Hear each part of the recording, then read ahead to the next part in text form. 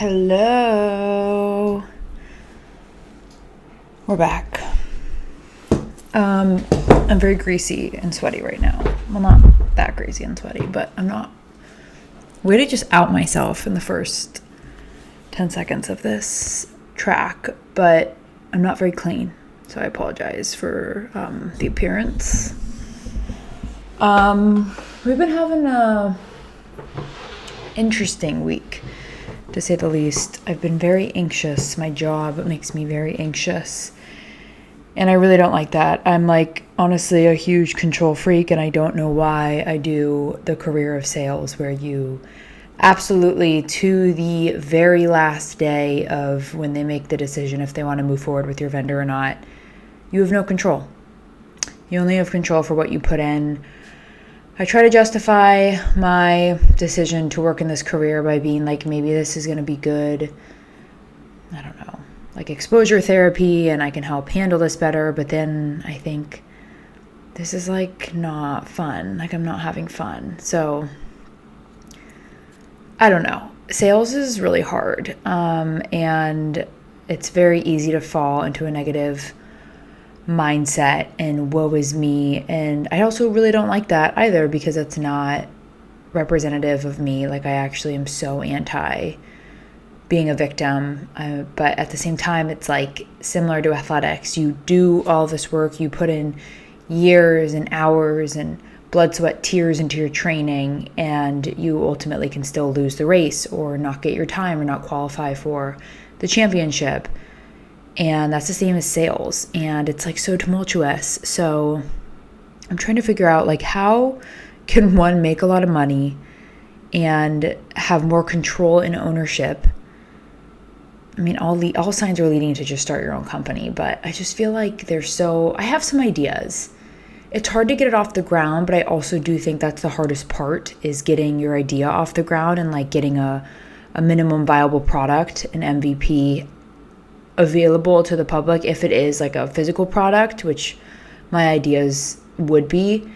I just think we're so fortunate to live in America, where it's the barrier to entry, despite what you think, is not super high for starting your own company. That it's if you feel you have an entrepreneurial spirit and a slightly differentiated product that you can take to market, that has good total addressable market, that you have that access in America.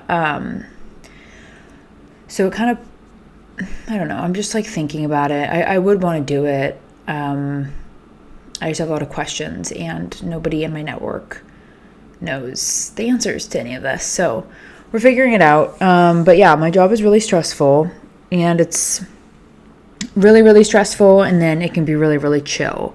And then it's really, really stressful, and then it can be really, really chill.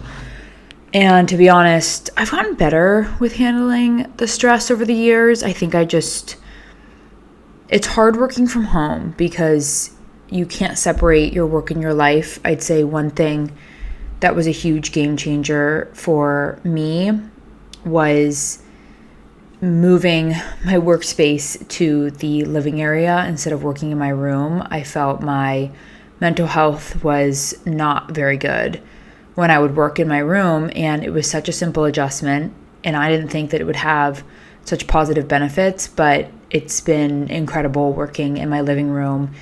And I'm grateful to have such nice windows that get such good natural light, but I don't have good practices since working from home for this past year. At least I don't have good practices that most people work from home do, which is getting physical activity in throughout the day, going on walks, getting outside. I make work too important, and I really don't know how to decenter work in my life and decenter performance and success in my life. That's it's really hard for me, and I don't think I'm ever going to figure it out for at least the next 10 years, because you just get so overwhelmed with money. And that's what is motivating me in my career right now. I get so overwhelmed with the lifestyle that I want to maintain for myself, whether that be material items I desire to purchase, whether that be places I want to live or having multiple homes around the world, it's like you need money. So that is like such a motivator to me. And I think sales was an easy decision because I told myself, oh, you can fall into money really quickly, but I do think there's a lot of luck that has to be on your side in sales. Is that person ready to buy? I don't even want to get into the intricacies of it, but there's a lot of luck involved in sales, and that feeds into when you're not in control of a lot of things. And there's also a lot of different ways to make money, i.e. social media, being content creator.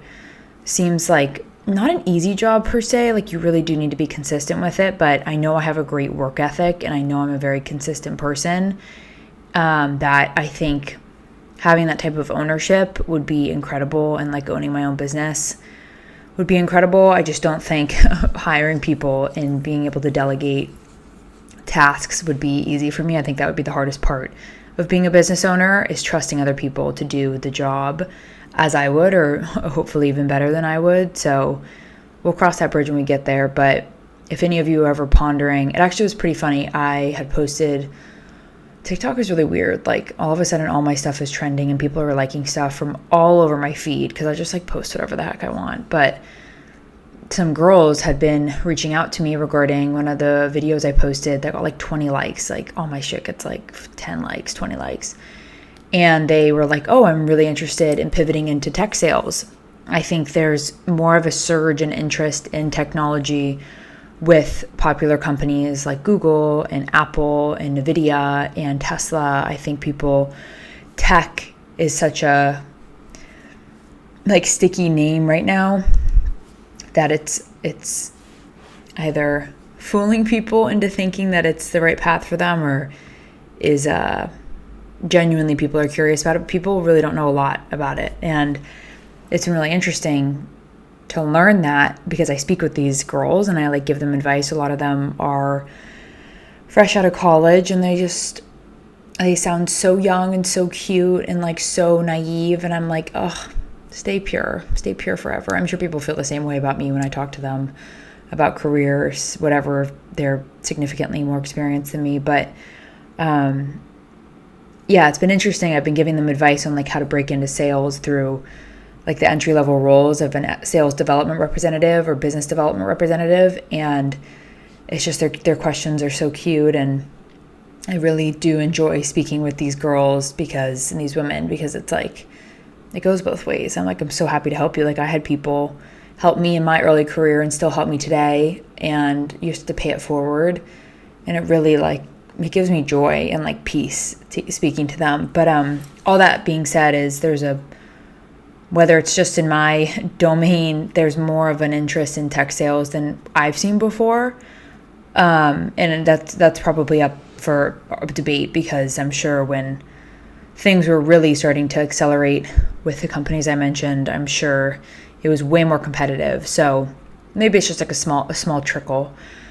But yeah, if you are considering pivoting into sales or just interested in the career at all, like feel free to reach out to me. I'm happy to chat with you one-on-one and give my 2 cents, and would love to hear your story and why you're looking to pivot, because I think a lot of things are very relevant to sales. And if you're able to reframe it, like a lot of sales is reframing and storytelling and consistency, persistence, resiliency.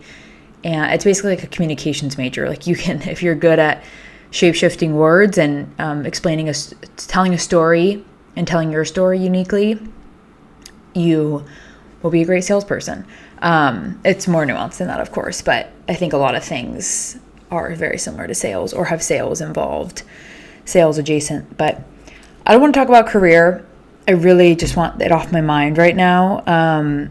One topic that I wanted to discuss that I've spoken about before is, well, I guess on the note, last little tidbit about career. And I've mentioned this before, but my podcast literally looks like I'm screaming. Like the bars are like this big. Like it looks like I'm literally screaming in the mic. I don't know. So I'm really sorry if I'm actually screaming. But I've talked about this before, and if I had enough words, I would literally write a book about this. I wish I could publish a chapter about mental toughness and the importance on building your mental resiliency, similar to how you exercise your body and your muscles. It is so important to be thinking about your mind when you're doing these things. And just the broader theme is doing hard physical things and tuning into what your brain is telling your body, because I'm telling you, that is what will shape how you view life in general. I mean, I'd be remiss to say I'm 26. I've probably experienced like a third of the bad things I'm going to experience in my life, and I'm not a pessimist at all. But, you know, as we get older, or at least like observe older people, like there's horrible things involved in later life, and I'm sure I don't want to doom it on myself, but that in my like friends and family, like we're probably going to experience really hard things. And I think the reason why you need to work on your mental toughness, and it's an everyday practice, full stop, it's an everyday practice, is so when hard things do happen, your brain already knows that you can overcome it. And I think this will just like really help with people's sensitivity to things, people's reactiveness to things.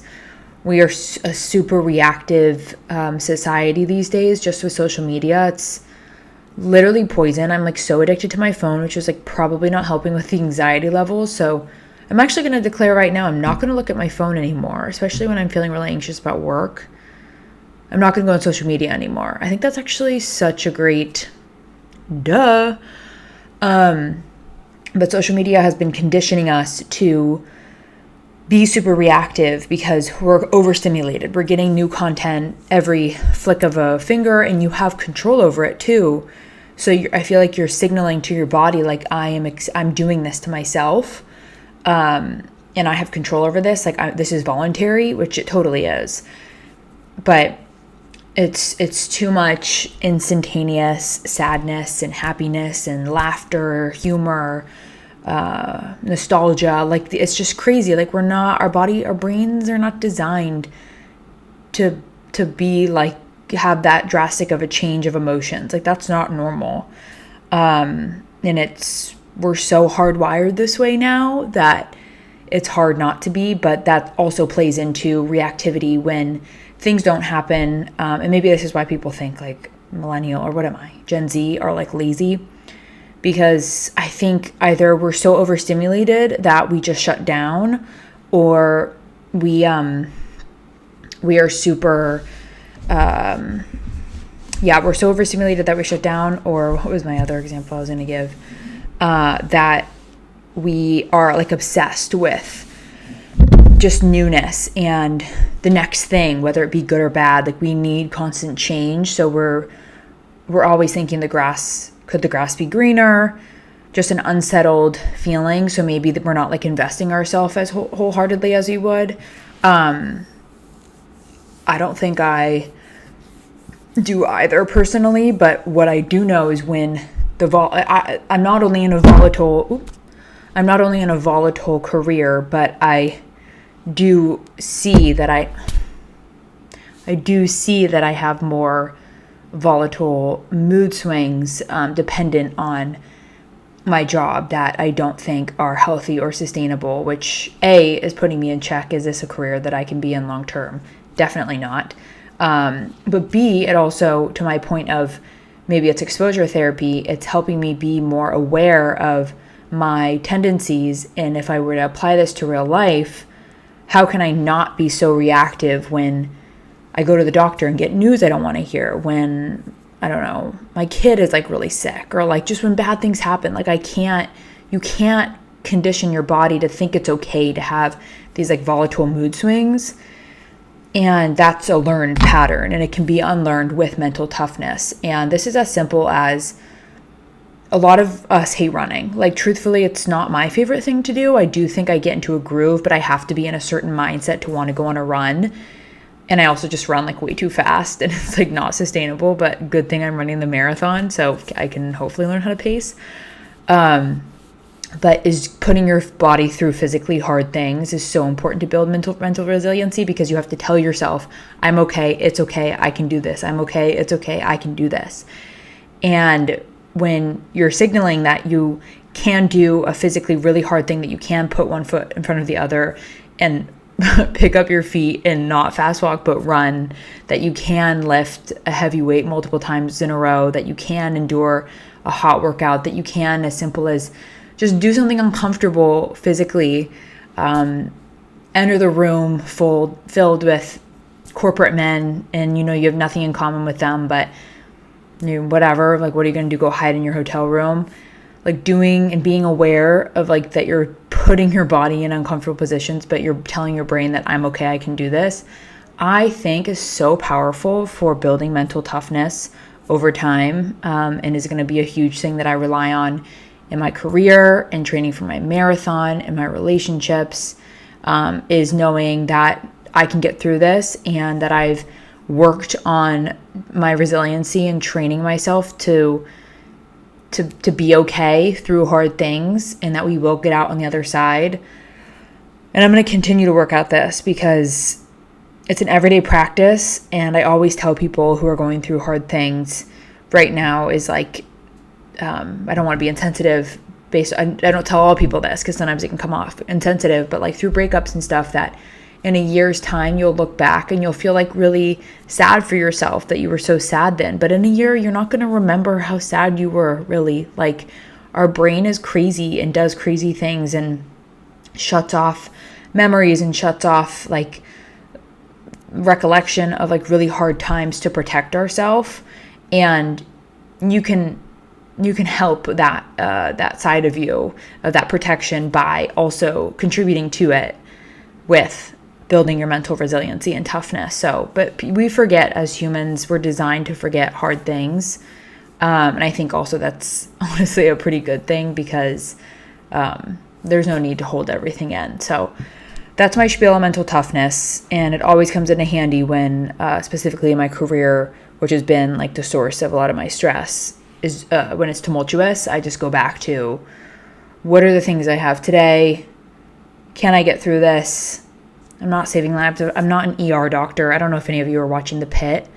Holy macaroni. That is like such a terrifying TV show. Not only is it so gory, but I am so emotional. I can like barely watch it. I'm like thinking to myself, not only is this the most realistic depiction of a day in the life of a medical person, but as an ER doctor, not the highest paid doctor in the industry by all means, like one of the lower end, the life and the things they live, and they can't walk away from it and be like, at least I'm not saving lives. We're not saving lives here, folks. It's not that serious. You are saving lives.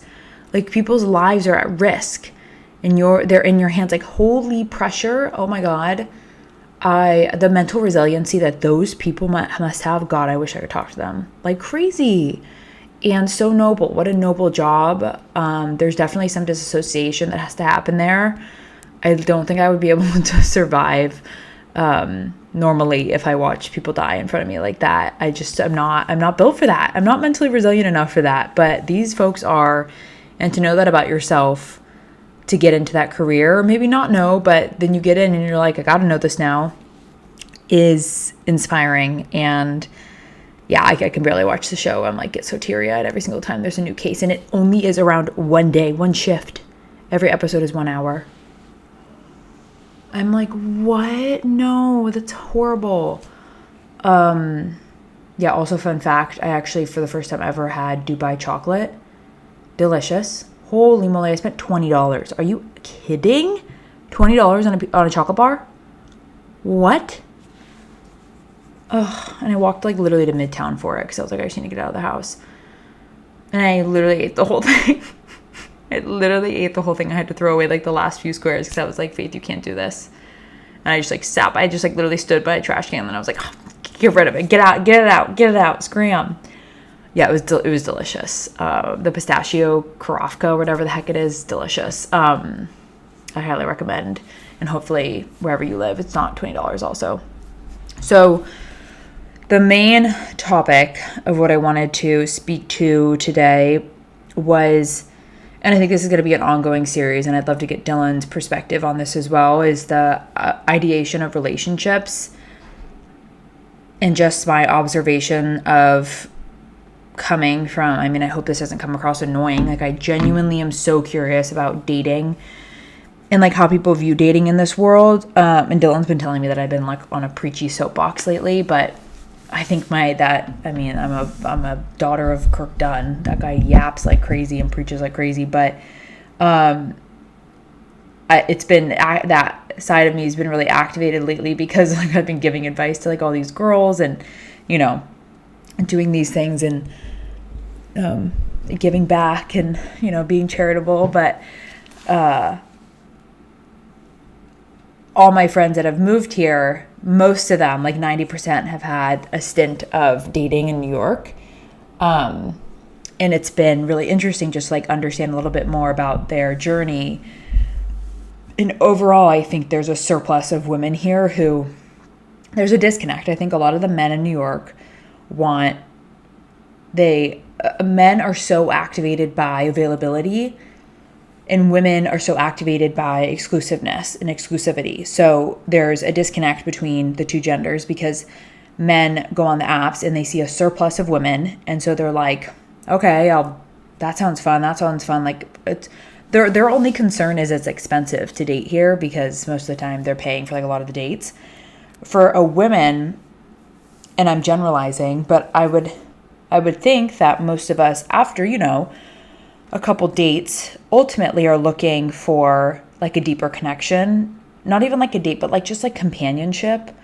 Maybe there's a lot of us out there who are just like totally aligned to what guys want, which is probably just like general hookups. But I think just knowing the nature of how women operate is we get attached, and like when we're given attention by men, we cling to it and, you know, start to justify, okay, maybe I can spend more, maybe I should be spending more time with him because he's doing XYZ, because he's giving me more attention. But it's really hard to not only track these men down, I've noticed, but it's really hard to keep them locked in because there's so many women out here in New York. I don't know necessarily ratio if there's more women in New York than men. I'd have to say it's probably a little higher women, like 1-2%. But moral is men more than women just want super casual. Honestly, like they just want like high stats, or like literally one of my friends went on a date with this guy and he said that he uses first dates as like experiments. And it's like, first of all, you don't tell someone that on a first date. That's really weird. And second of all, are you going to pitch this to Netflix? Like, what's going on? This is like really crazy, psychotic. And then there's other friends who I do think meet cutes certainly can happen. And it's interesting because you'll get the bucket of people who refuse to be on any dating apps at all because they don't believe that their person is on the dating app. And in that, I actually do agree, because I think the dating apps are really conditioned to commoditize people, for men and women to view each other as objects, where you're literally unnaturally seeing height, age, occupation, interests, things that normally you would have to have a first conversation for. So I completely understand why people would not want to be on the dating apps. But then what I don't understand is when people don't have the balls to approach others in public situations, whether it's they have a backbone that the app is still there and that they can go on the app, but then they hate it. And I'm like, it's been so mysterious and confusing to me on why men don't approach other women and women don't approach other men. Like, that is like really, really confusing to me, because personally, I approach people to be friends. I'm not like going up to men, of course, but I go up to men when I need to like wing women. And this is like where obviously I can't speak to my experience, but actually when I did have a stint when I was single in college, I like totally went up to men, but that was also like crazy faith, and it was cut short with COVID, and then I met Dylan. But I definitely probably can segment myself into a group of people who, I don't know, maybe is a little bit more confident and like can enter a room and be like, okay, whatever, I'll just talk to that guy over there. But it baffles me. I'm like, why are people not, you say you don't like the apps, you say you don't like dating. We know that meet cutes, like meeting people in environments and in real life still happens. Why aren't you strengthening your chances and at least doing both? But I do understand why people are not on the apps. But that does come with the responsibility of then, all right, if you are looking for something, then you need to be approaching people in person and like going up to women. And there's a right time and a right place. Apparently the gym is like not a great place for that, which I understand, I guess, if somebody's like in the middle of a workout. But at Equinox, when I was a member there was just, everyone was beautiful and attractive, whether it was the brand that elevated everybody's looks. Everybody just, I felt like had high paying jobs and was established and successful and polished. Probably a total facade, and it varies location to location. But I do think I was like, there would just be so many good moments for when a girl's like leaving a class, and then maybe if a guy continues to like see her over and over again at Equinox, they go at the same time. Like there is opportune moments to say hello and like introduce yourself. And I just think we're so awkward. Like they just like use things as crutches, like the apps or like social media. And I'm like, just have real conversations with people. If you're looking, depends on what you're looking for, but if you are looking for companionship and someone to just spend time with, like how are you going to vet them if you don't have the guts to just go up and say hello? So that just like confuses me. There's so many missed chances, so many missed opportunities. Every time I've been in front of people that have had the guts to go up to someone, I'm like, fuck yeah, I want to high five them. I'm like, you are so awesome. This is so amazing. But also I'm like, this should not be this anomalous. This is crazy. I remember at Equinox years ago, a girl actually approached a guy, and there's a few filter questions you have to ask. Hi, like, how are you? Like, I noticed you. I've been noticing you're coming at the same time as me. Like, I'm so sorry. I couldn't help but like notice you. I think you're so attractive. Do you have a girlfriend? And then I think he said no or something. And then they exchanged numbers, and I just wanted to like hug her. I was like, or maybe he said yes. I don't know. Even more so, I wanted to hug her. I'm like, good on you, girl. Like, that is amazing that you had the guts to go up there and potentially face rejection. Maybe that's the whole crutch of it, is that people don't want to be rejected and publicly humiliated by approaching a girl and potentially being turned down, or approaching a guy and potentially being turned down. Like, especially going back to social media, where things are commoditized and you have access. First of all, the whole theme of this discussion was the ideation of relationships, and that goes into either dating, single, or actually in relationships like myself, like long-term relationships. There's ideation across all.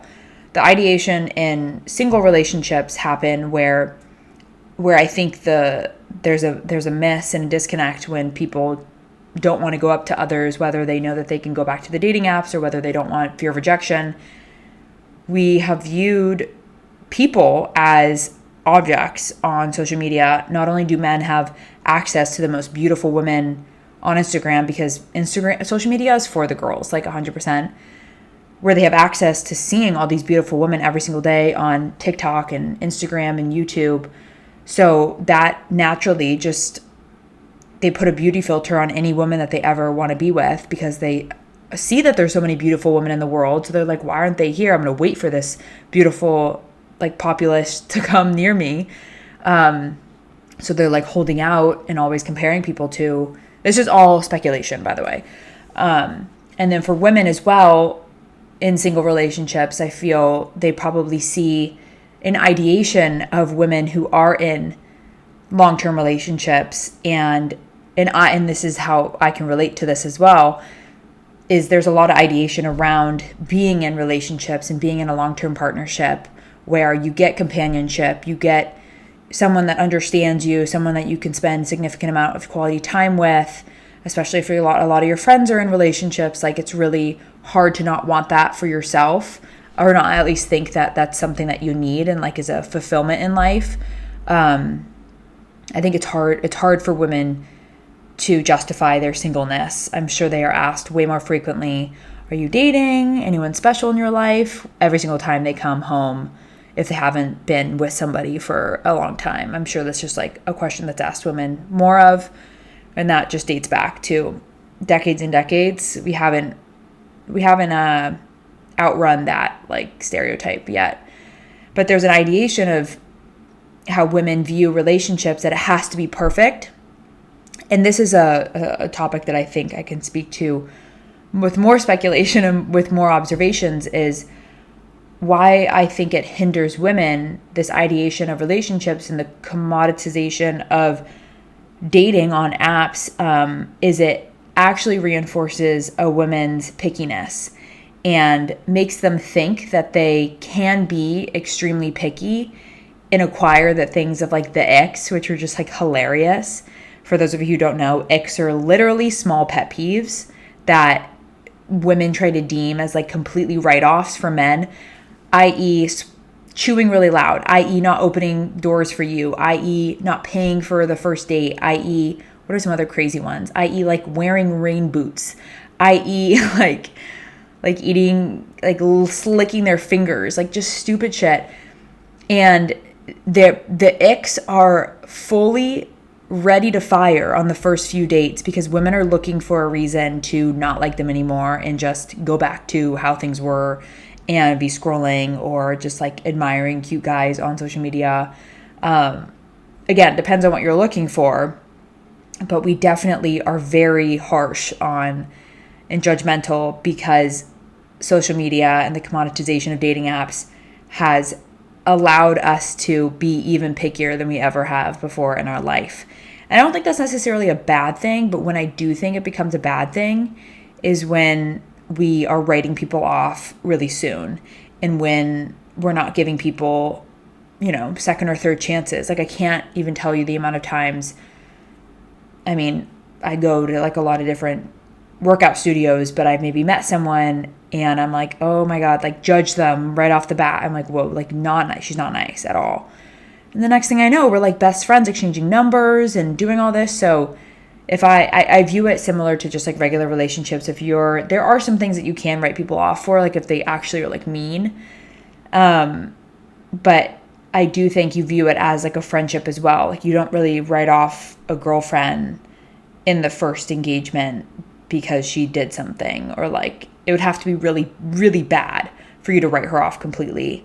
And I wish us as women viewed dating relationships more that way, because I think it would just make us a little bit more easygoing and not as like dismissive to people. And that's not to say that dating is like a lot of work. It is a lot of work. And I've just like, that's another observation I've had. Like it's a lot more work in this city than it is in any other city. And that is so obvious to me because it's hard for me to even coordinate dinners with my girlfriends. For some reason, we are so busy. We have things back to back. Like sometimes I'm the one that doesn't have any plans and I'm like, what the hell are all you guys doing? Like, how can I busy myself more?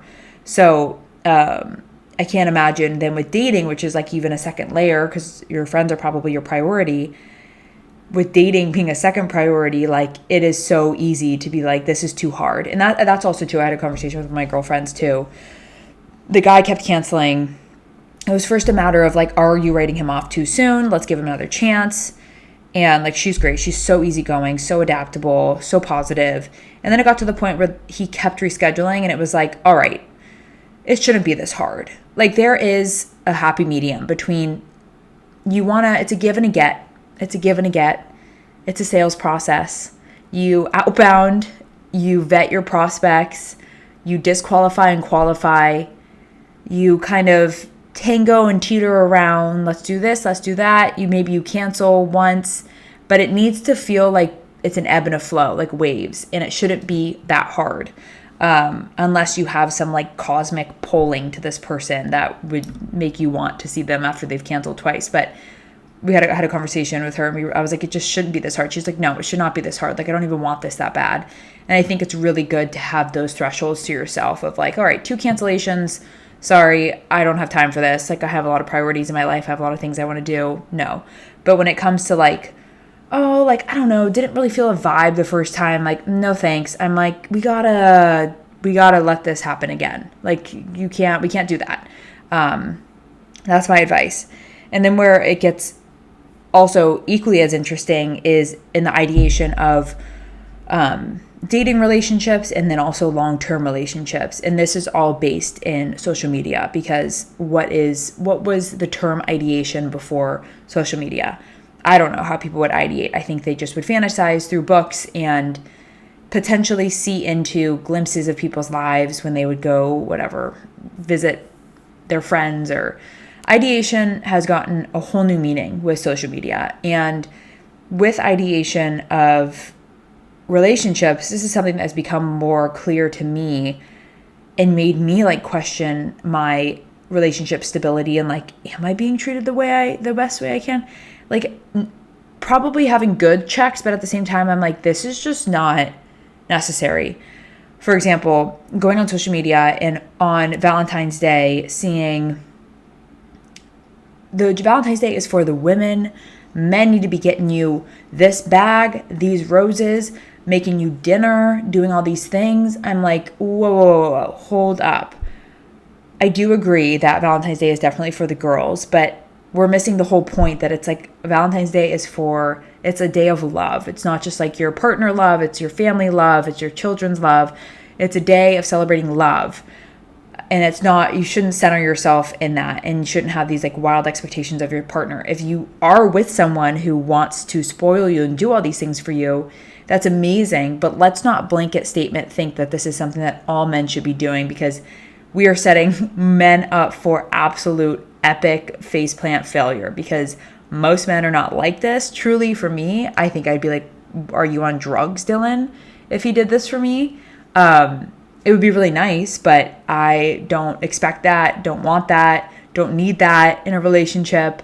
And it goes even more beyond that of like just little posts about influencers who are like, oh, like he's so sweet. And it mostly centers around like buying things, spoiling them, planning a whole vacation to go somewhere and not telling her anything. I'm like, the fuck? I'm like, he's either gay, either has an executive assistant, or has way too much time on his hands and is like weird. Like, men don't do these things. Like, I'm telling you, men, and I'm not just saying that to discredit them. Like, that is amazing, but I'm literally telling you, like, most men are very average, and Dylan would agree with me on this. And I think it sets up women also, again, as you're seeing this, you're scrolling, you're seeing all these amazing things that men are doing for other women. You're like, well, I want that. But it's like, did you want that before you saw that? Or did you want that because you saw that? And that was like a reality check I had to have with myself, because I was like, wait, I remember like giving Dylan a hard time. I'm like, you never get me flowers. And then before I know it, he's getting me flowers. And I'm like, well, this is only because I told you to. And he's like, well, I don't know. I just want to make you happy. And I'm like, yeah, but I don't even think I like flowers. Like, I just think I wanted you to do something nice for me. And then we had a great conversation around like, okay, how can we show each other that we value each other and love each other more? So ultimately a great conversation came out of this. And this was like years ago, but, and we commonly have conversations about our love languages too. But, it's just been so interesting that even me, who feels secure not only in myself, but in my relationship and in my partner, that social media can distort my perception of my own 5-6 year relationship, and it can make me feel insecure about certain things. So I literally cannot imagine what it is doing to women who have been single for 1 year, for 2 years, for 3 years, for 5 years, for a long time. Maybe they're like breaching the age of wanting to start having children. I cannot imagine the anxiety that you feel if that is your situation and you are looking at social media and seeing all your friends get married and be in these happy relationships. I just hope you know that nothing is as rosy as it seems ever. Nothing's as peachy. It truly is all a facade. I'll be the first one to tell you that 6 years with this man, I mean, I know he's my forever, but it's had its ups and downs. I'd be an idiot and so dishonest if I didn't say it did. We've had moments where we've questioned things, and I will say that there are a few things that we do value, and it took a few years for us to realize that we like did value the same things. But above all is there was implicit trust with us. And I mean, I think I got lucky with Dylan that I just don't even question him being like a normal 27-year-old and like doing things with other women. Like thought literally never crosses my mind, and normally it would. I mean, it does occasionally, but I'm like, that's so dumb because it's just an innate feeling. Like, I'm just like, I'm the best. I'm just kidding. But yeah, the implicit trust has always been like a baseline for us. But yeah, I'd be lying to you if I said that it was as great as the reels and posts and TikToks that you're seeing. But any good relationship is worth fighting for, and any worth relationship is worth that ebb and flow. And it's so important to communicate effectively with your partner. And if something is feeling uncomfortable, or if you're like, this is a reoccurring pattern, but most importantly, starting with like your internal, how are you feeling? And is this like a reoccurring thing? Is like just having an honest conversation. I'm such an advocate for, there is a nice way that you can say everything, but I definitely err more on the side of like directness, and I don't like feeling unsettled. So sometimes I bring up things at inappropriate times, like not times where we're going to have like a long conversation, or maybe Dylan or whomever I'm speaking to isn't ready to have that conversation as well. And I'm learning to respect that their progress and that boundary too. But I definitely come from a side where I want to get it out. I want to communicate these things and talk through these things, which I personally think is healthy. But it back to original OG ideation of relationships. At first I was like, obviously thinking, at first starting the whole topic of this podcast would be ideation of my friends wanting to be in relationships, or ideation of like what it should be like dating in New York and like fun and flirty and whatever. But in reality, it's like the cold hard truth is it's a numbers game. Like, some men date every single day of the week. Some women could too, but that's so much work. Here you get yourself all dolled up and ready to go and makeup done, and then you could get there and you're like, holy shit, this guy lied about all of the things on his page. I don't even like this food. My stomach hurts. Like, such a waste of time. I want to get up and leave, but I don't want to be rude. Like, I understand that it's a lot of energy. And then on top of that is the ideation of seeing other people in healthy relationships, or maybe possibly with the dating apps, is hearing that people do have success stories. So that kind of keeps you on the apps, because you're like, well, maybe that will be me too. Like, maybe it's a numbers game. So eventually I'll have enough luck will be thrown my way. I always thought the ideation only existed in that world with single people, but it totally as much exists with people in long-term relationships with social media. And probably more affects women, because again, social media is for women, and seeing all these things that all these other men are doing, and maybe it's in your closer inner circle, like, oh, like so-and-so is going to get me this for my birthday, or like, what is Dylan getting you for your birthday? And I'm like, I don't like, no, like, I don't really like talk about those things, because I know that when I've brought this stuff up in the past, it's made him uncomfortable, because he does want to get me nice things and do these things, but it shouldn't be an expectation. And that was something that I learned things from Dylan all the time. Like, he really has helped me just like evolve as a person and like see things with a steadier mind. And hopefully I've helped him be more empathetic and sympathetic and see things with a softer lens, and try to understand other people's views and perspectives. But he's really allowed me to be like, take a step back and be like, whoa, I'm a subway train going fast, and sometimes, and I don't want to run you over. And when I'm coming to you, like with these accusations of like, you should be buying me this, and like da-da-da does that, and da-da-da does that, that's totally disrespecting how he operates. And it was so funny. Oh my God. Because I love to buy jewelry. Like, jewelry is my therapy. Not my bank's therapy, but my therapy. I was talking to one of my jewelers, I think like a year and a half ago. And they like obviously own, her and her husband own a jewelry company. They're called the Diamond Castle. They're amazing. Kathy and Sean, incredible people, love them. And Kathy was just sharing, because I'm like, what does your husband ever buy you? Like, you guys own, like, jewelry is such an easy gift for men, and you guys own this. Like, how does that work? And she just made a comment because, apologies. Because I had been mentioning that, like, I want, like, Dylan, I'm telling Dylan, like, I should make, like, drop hints and stuff. And she's like, you can't do that. Like, you have to let them come to their own realization. They have to feel good about the decisions they're making, and you have to let them want to make those decisions, because it's not only is it like large purchases or whatever that they're getting for you, but they want to feel as good about it as you do. So you have to let them come to that idea without hinting at it too much or seeming desperate. And Dylan and how we operate in our relationship is very similar. Is sometimes you have to create a little space to like let them come and make their own decision. And you at least can signal like, oh yeah, like that's really nice if you do those things for me, or like, oh, I really like that. That's really pretty.